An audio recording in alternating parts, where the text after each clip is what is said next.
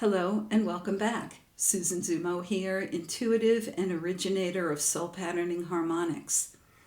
Well, speaking of soul patterning harmonics, I have a class set for November 9th for a soul patterning harmonics training. In this training, we will be connecting with Metatron. We will be working with Metatron's cube, and we will be connecting to your Akashic record to activate and accelerate your spiritual gifts and learn some healing techniques that you can use for yourself, for others, and for the world. This is a one-day workshop. It will be online, and if it calls to you, I invite you to reach out to me and join us that day. I think you're really going to enjoy it. So that's it for soul patterning right now. And that'll be my last class for this year, at least in the soul patterning, right? All right, so this week I tuned in and I heard shock waves incoming. And when I asked about these shock waves, I was given a series of dates, which I'm going to give to you. And these are the dates that I heard intuitively. September 23rd, and the 29th, October 16th, and October 27th, November 18th, and the 30th, December 5th, 9th, and 23rd. So as you can see, we are going to be bombarded with waves of high frequency that will be coming in, shock waves, for the rest of the year. I was also told or felt like we might see these shock waves play out in the outer world. Incoming events, shocking events, things that are going to kind of hit us at a left field when we are least expecting it. So I know this is a September weekly update or message, but I do want to go ahead and talk a little bit about what's coming up for us, because it seems to be something that's impinging on my consciousness and something that they want to talk about. So all of these waves of energy, all of these shocking incoming events, right? What do they mean? What are these things for, and why are they happening? Well, we know that we are in the birth pangs of shifting into the new year, 2026, a 1 year, and we are also shifting into the great shift, right? The great new earth that we are creating.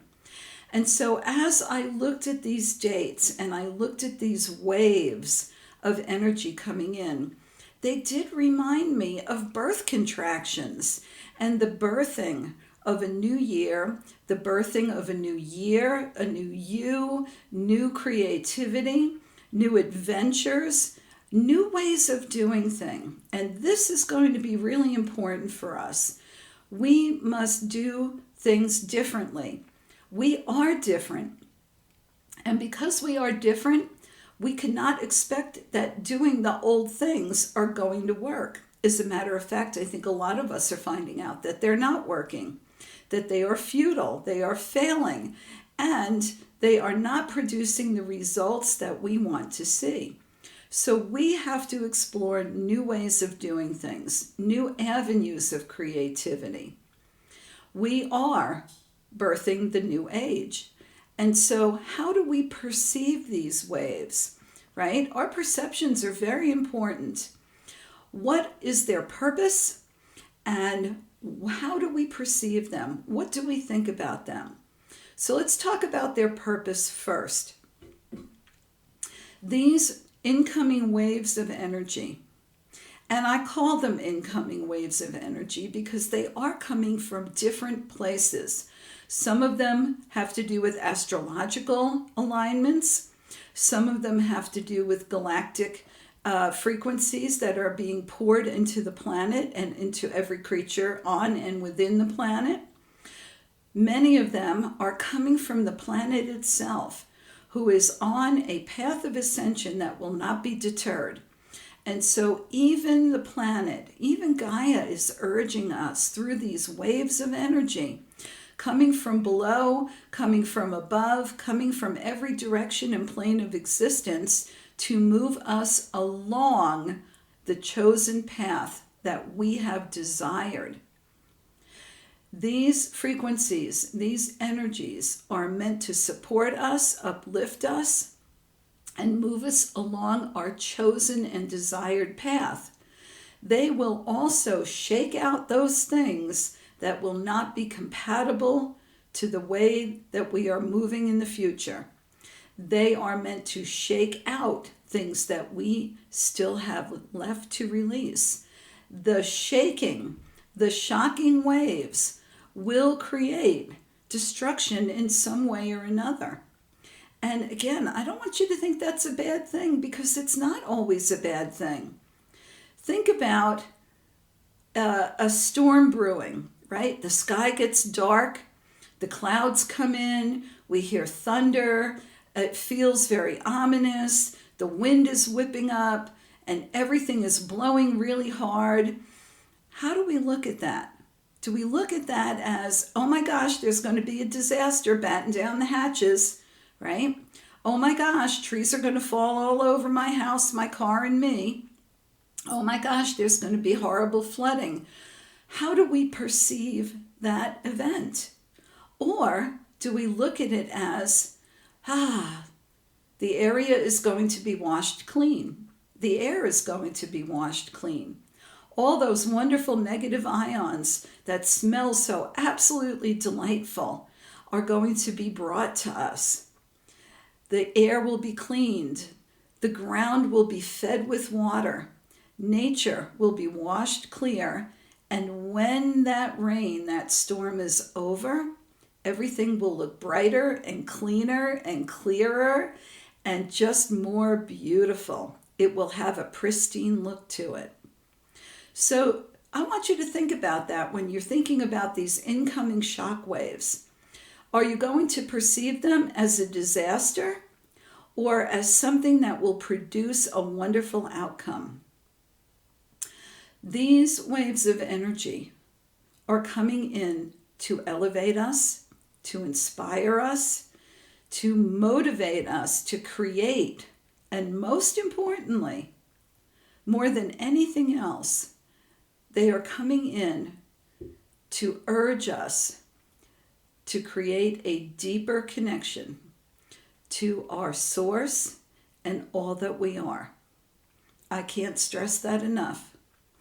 These waves of energy on a personal level are going to bring us back to ourselves, to connect with ourselves, to connect within, to source, in however way we do that.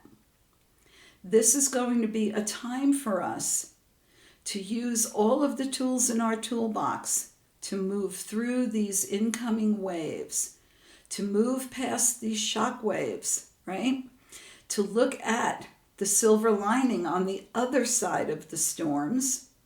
And they may not be very large. Now, they may be large in your life. They may be hugely impactful in your personal life. And some of them may be very impactful in the outer world and in the greater communities. But not all of them. Some of them may just be a small disturbance in the force, as they say. And we will rebalance, and we will check ourselves, and we will move forward. They are designed to shake things up and allow them to come to the surface of our consciousness so that we can examine them and release them. And this is going to be our challenge. They will also come in as an opportunity to show us a different way to create, a different way to love ourselves, a different way to connect, a different way to move into the future, different from how we moved in the past. And so these can be extremely positive depending upon how each of us perceive them and work with them. Even if you are presented with a crisis, right? A shocking event within self that you need to deal with, you need to work through. Celebrate the fact that it has come in because it means that you are ready to do it. You are ready to face it. You are ready to release it and heal from it. And then for those of us who have the opportunity to use these great waves of energy to create new things, create differently, create new ideas, create new techniques, create new methods, create new lives. Recognize that you are different than who you were 2 years ago, 5 years ago, 10 years ago. For some of us, 8 months ago. Look at who you were versus who you are and understand that you are going to be given the tools to utilize so that you can create differently. Don't create the same thing over and over again. Understand that creativity is a frequency. It's an energy. Creative people do not create one thing over and over and over again. That's not creation. That's not inspiration. That's repetition. And so I want you to take that creative energy and apply it to all the aspects of your life. How I go about my day, how I look at the world, how I create meals for myself or others, how I go about caring for myself. Now is the time to be creative, to be open, and to be willing to do things differently than ever before. You can still have faith and trust, but you must connect within in order to create in the new way. Creation comes from utilizing the inpouring energies, connecting within the heart to your soul, and then the outpouring through you of that energy into the material world. However you desire to create, put a positive intent on it. Put a blessing on it. Be inspired. Be joyful. There is joy in creation. And understand that you are more than ever a co-creator in that joy and in that experience. We are no longer bystanders. We are no longer praying to the universe to give us something, or to tell us something, or to guide us somewhere. We are now in a position of co-creation.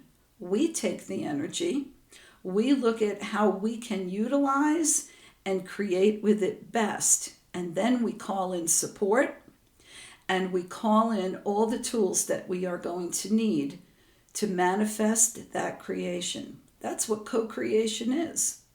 It's not asking some being out there to do something for you. That's not co-creation. That's begging. Now we're in a place of co-creation. We are not little children in the spiritual world anymore. You know, I've said this before. We are grown-ups.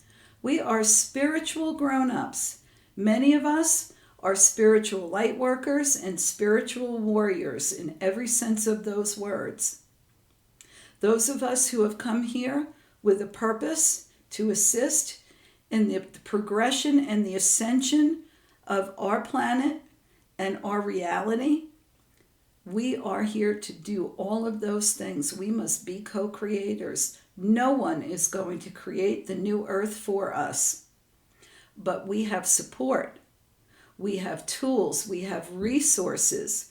We have infinite information, guidance, love, and inpouring energy to give us everything that we need. We have examples and we have blessings. All we have to do is ask for them and then accept them and utilize them when they are given to us.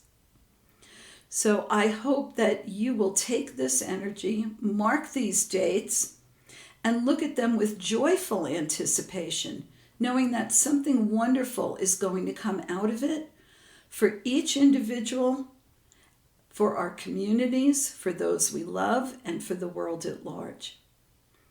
There you have it. So until next time we meet, I wish you many blessings and lots of fun co-creating.